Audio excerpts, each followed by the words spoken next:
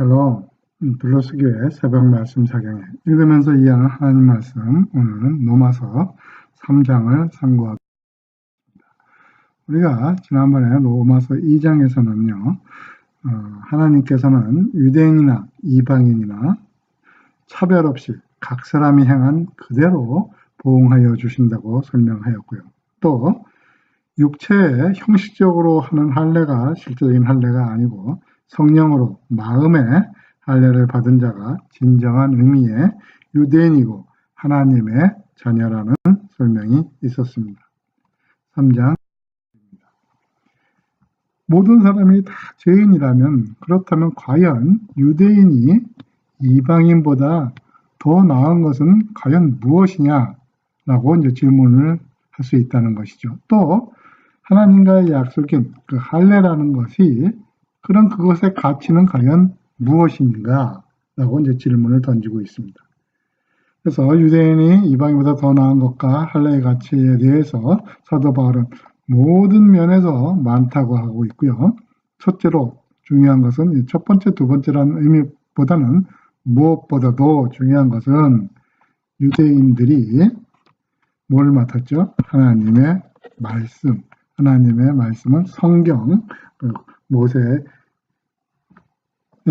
율법이나 오경이나 또 그 다음에 선지서나 시가서 같은 성경을 유대인들이 맡았다는 것이 유대인이 이방인보다 낫다고 할 수 있고 또 할례의 가치라 할 수 있다고 하고 있습니다.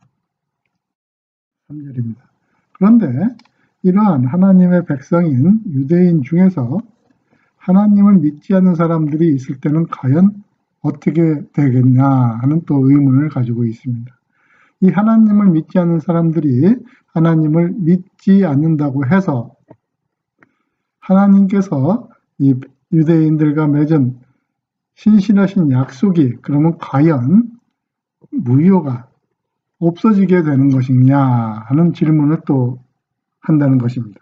그러나 하나님의 신실하심은 무효가 되지 않고 절대로 그렇지 않다고 얘기하고 있습니다. 그래서 실제로 모든 사람들이 다 죄인이고 거짓말쟁이라고 하여도 오직 하나님 한 분만 참되시고 의롭기 때문에 하나님의 신실하신 약속은 무효가 되지 않는다고 하고 있습니다. 그래서 사도 바울은 구약의 성경을 가져다가 인용을 하고 있습니다. 이사야 10편 51편 4절의 말씀을 이용하고 있는데요. 이 51편 10편 51편은 다윗이 바세바 사건 이후에 주님께 이제 자백하고 통회하는 시인데요. 거기서 주님께서는 주님의 말씀으로 의로움을 나타내셨고 또 주님이 심판하실 때 우리가 주님한테 대들거나 이유를 댈 수 없을 정도로 주님께서는 항상 이기실 것이라고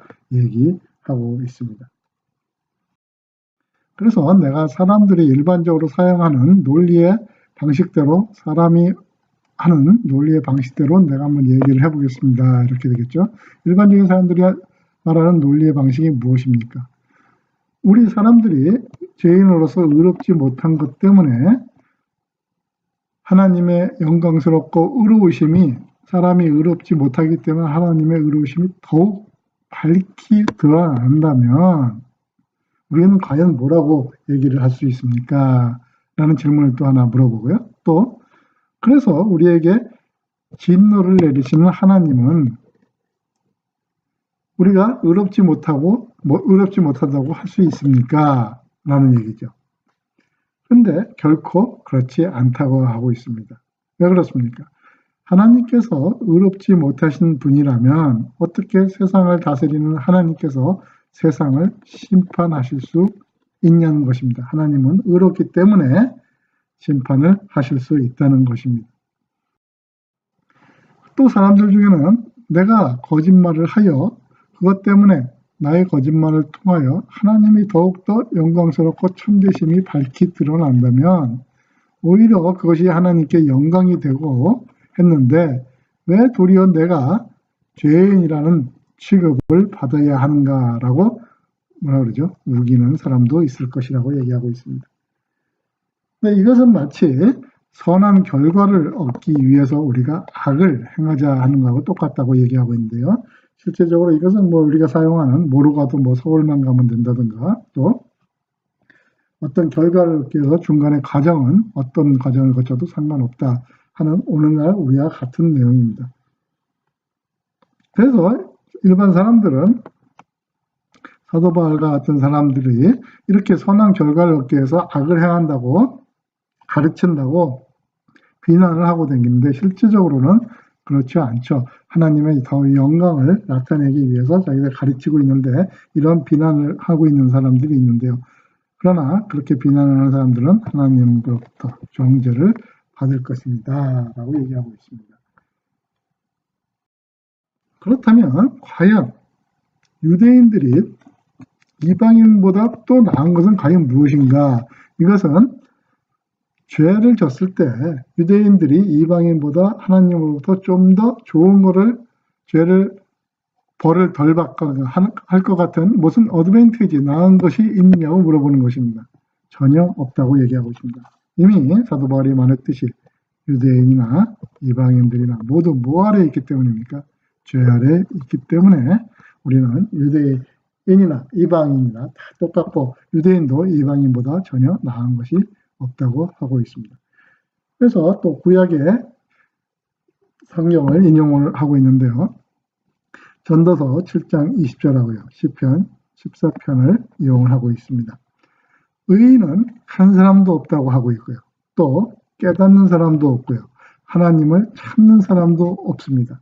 그래서 사람 모두가 정도를 벗어나 곁길로 나갔고 그래서 하나같이 쓸모없게 되었다고 하고 있고요. 그래서 선한 일을 행하는 사람은 세상에 단 한 사람도 없다고 성경을 인용하고 있습니다. 13절부터 18절까지는 그러한 모든 악한 사람들의 행동을 사람 신체의 각 부위를 가지고 예를 들고 있습니다. 그래서 이 악한 사람들의 어디죠? 목구멍은 열린 무덤이고 열린 무덤이 열려서 그 안에서 더러운 것인가 썩은 것과 악취나는 것들이 이렇게 항상 밖으로 풍겨 나온다는 그런 뜻이겠죠. 그 다음에 또 사람의 혀로는 사람을 속이기를 하고요. 또 그들의 입술에서는 독 같은 무서운 독이 있고요. 또 그들의 입은 항상 저주와 독설로 가득 차 있다고 하고 있습니다. 15절 17절에는요. 이것은 사람의 발을 가지고 이용을 하고 있는데요. 그들은 사람을 죽이려고 어떻게죠? 바쁘게 움직이고 그들의 가는 곳마다 뭐가 많죠? 뭐가 있죠? 멸망과 비참함이 항상 있고 그렇기 때문에 그들은 평화의 길을 전혀 알지 못한다고 하고 있습니다. 또 그러한 사람들의 눈에는 하나님을 두려워하는 것이 없고 하나님을 멸시하는 것밖에 없다고 하고 있습니다. 그래서 제가 이렇게 옆에 인용문을 여기다 기록을 해놨으니까 참조하시기 바랍니다. 그래서 19절부터는 우리가 알기로는 율법에 기록된 내용은 율법의 내용은 그 내용이 어떤 것이 되었든 간에 율법 아래 사는 사람들에게 말하는 것이라고 우리는 알고 있는 것입니다. 그렇죠? 율법 아래 사람들은 율법의 기준으로 사는 사람들은 율법의 내용에 따라서 사는 사람들이고요.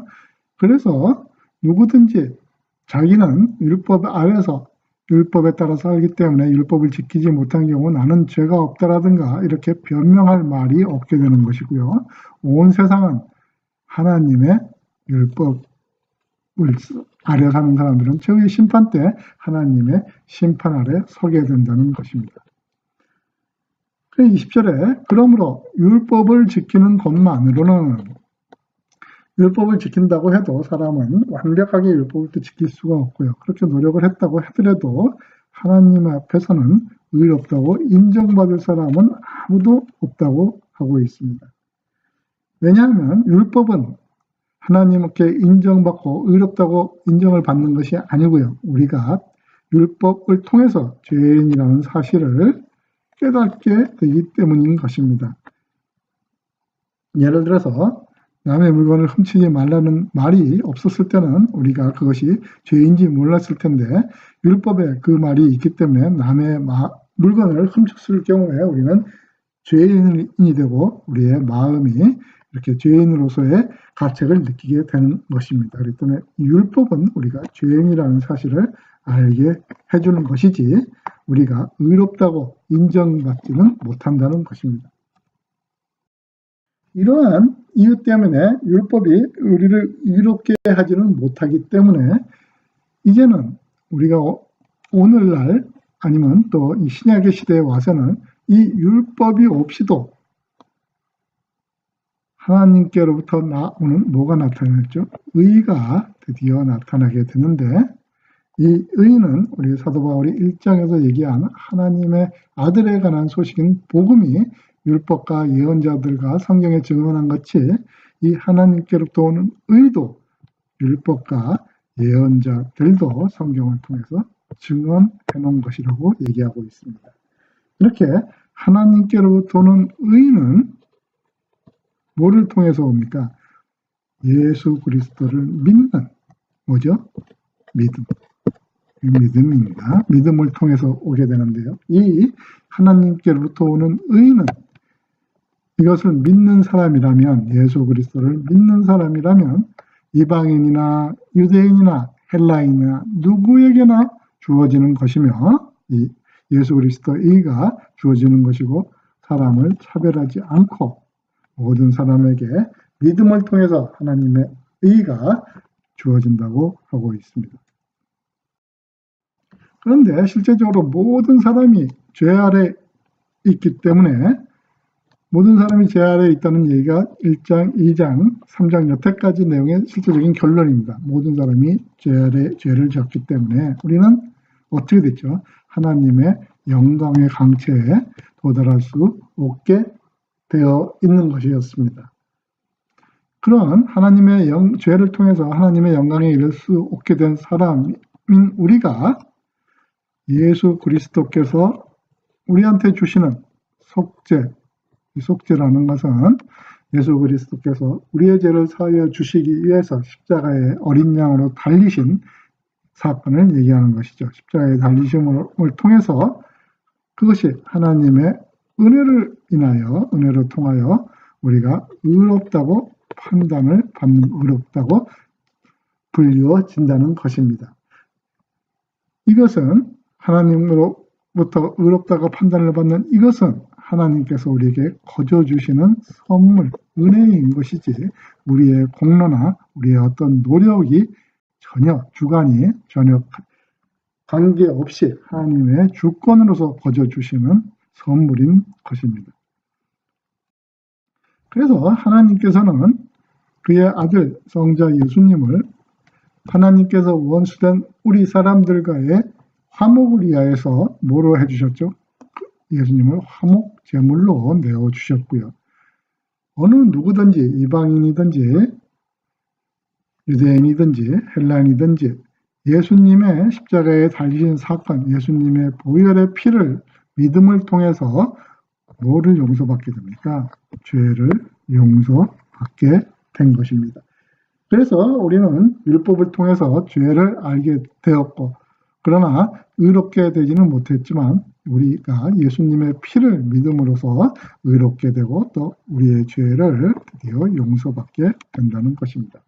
그래서 하나님은 이전에 살았던 그리고 우리가 이전에 지었던 모든 죄에 대해서 우리가 예수님의 피를 통하여 오래 참으심으로 인해서 그것은 심판하지 않으셨다고 하고 있습니다. 이렇게 하여 하나님께서는 사람은 죄 아래 빠져 있었지만 하나님께서는 의롭고 공평하시고 거룩하신 그분의 성품을 통하여 그분의 신실하심을 나타낼 그분의 의로우심을 우리에게 보여주셨다는 것이고요. 그래서 하나님께서는 이 시기에 지금 십자가에 달리시어 그의 아들을 십자가에 달리게 하여 그분의 의로우심을 나타내 보이신 것은 두 가지 이유가 있는데요. 첫 번째, 뭐죠? 하나님 자신이 의로우시다는, 나는 신실하다, 의로우시다는 것을 나타내고 있고요. 또 하나님의 아들, 성자 예수님을 믿는 사람을 또한 의롭게 하신다는 것을 나타내 보여주시기 위하였다고 하고 있습니다. 그래서 이렇게 의롭게 된 사람들이, 예수님을 믿으면서 의롭게 된 사람들이, 그럼 난 의롭게 받았다고 자랑할 것이 있냐고 이제 질문을 하고 있습니다. 우리가 자랑할 것이라고는 하나도 없다고 얘기하고 있습니다. 없습니다. 그래서 우리가 어떠한 사회적 법이나 규범이나 도덕으로 사람이 의롭게 된 것입니까? 아니란 얘기죠. 또 율법을 또 완벽하게 지키는 데서 의롭게 되었다고 물어보고 있습니다. 아닙니다. 이런 것과는 상관이 없습니다. 무엇과 상관이 있습니까? 우리가 의롭게 되는 것은 오직 뭘 통해서요? 믿음. 예수 그리스도의 피를 믿음을 통해서만 이루어진다고 설명하고 있습니다. 그래서 사람은 율법을 지키는 것과는 상관없이 우리가 믿음으로 의롭게 된다고 우리는 생각하고 있습니다. 그래서 실질적으로 우리는 믿음으로, 오직 믿음으로 의롭게 된다고 하고 있습니다.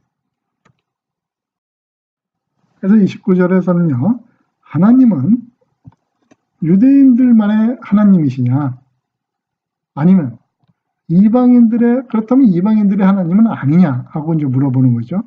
하나님은 이방인들의 하나님도 되신다고 얘기하고 있습니다. 왜 그렇습니까? 하나님은 오직 한 분, 온 세상 만물을 창조하신 오직 한 분 하나님이시기 때문에 하나님은 할례를 받은 사람, 유대인이나 할례를 받지 않은 사람, 이방인이나 헬라인이나 이런 사람들이나 동일하게 누구죠? 믿음을 통해서 의롭게 만들어 주신다고 하고 있습니다. 그렇다면 우리가 이 믿음을 가지고 우리가 예수님이 우리를 위하여서 속량하셨다는 예수의 피를 믿음을 가지고 있기 때문에 그러면 우리가 의롭지도 못하게 하고 죄를 알게 하는 그러면 율법은 과연 필요 없게 된 것이냐고 우리가 이제 질문할 수 있다는 것입니다. 그렇지 않다는 것입니다. 우리가 예수 그리스도를 믿음을 통해서 여기서 우리는 여태까지 배우기를 많이 우리는 believe, 뭐를 믿는다 이런 거라고 많이 교육을 받아왔는데요. 실제적인 이 믿음의 뜻은 우리가 성실하게 이행하고 신실하게 하고 그 다음에 행동도 하고 이런 걸 통합된 것을 우리가 실질적으로 믿음이라고 하고 있습니다. 그래서 우리가 신실하게 믿고 신실하게 행하고 신실한 마음에 믿음을 가지게 되면은 하나님께서 주신 율법, 하나님께서 우리가 율법을 주신 이유는 하나님의 백성으로서 살고 또 하나님을 사랑하고 이웃을 사랑하는 사랑의 법을 만들기 위해서 율법을 주신 거기 때문에 이렇게 우리가 바른 믿음을 통하여 가지고 있는 사람들은 우리 율법을 더욱 굳게, 율법을 폐기하지 않고 율법을 무효로 만들지 않고 율법을 더욱더 굳세게 세워서 하나님의 백성이 되는 마음의 할례를 받은 자가 된다고 하고 있습니다. 오늘 3장으로 로마서를 사도 바울은 마치고 있는데요. 이 3장은 핵심적으로 22장을 핵심 요절로 뽑을 수 있겠습니다. 그래서 한번 같이 다시 보겠습니다. 새로운 의가 나타났는데요. 율법이 아닌 새로운 의는 어디서 나타났습니까? 하나님께부터 오는 새로운 의가 나타났는데 이것을 믿음을 통해서 나타난다고 했습니다. 근데 무슨 믿음입니까? 우리가 예수 그리스도를 믿는, 우리가 예수 그리스도의 피, 우리를 위해서 속량하신 예수 그리스도를 믿는 믿음을 통해서 하나님께로부터 오는 의가 생기게 되고요. 이 하나님께로부터 오는 의를 믿는 사람이라면 어느 누구에게나 차별 없이 남녀노소, 빈부, 고위, 지하를 상관없이 주어지는 것이며 이것은 또 그렇게 사람을 차별하지 않고 하나님의 의가 믿음을 통해서 온다는 것입니다. 오늘 로마서 3장을 공부했는데요. 오늘 하루도 승리하시는 하루가 되시고요. 우리가 하나님께로부터 오는 의를 믿고 하나님께서 그의 아들 예수 그리스도를 십자가에 매달아 우리의 죄를 사하여 주신다는 굳은 믿음을 통하여 우리가 오늘 하루와 또 우리가 믿는 자로서 세상을 살아가는 그러한 복된 하루가 되시기를 축원합니다.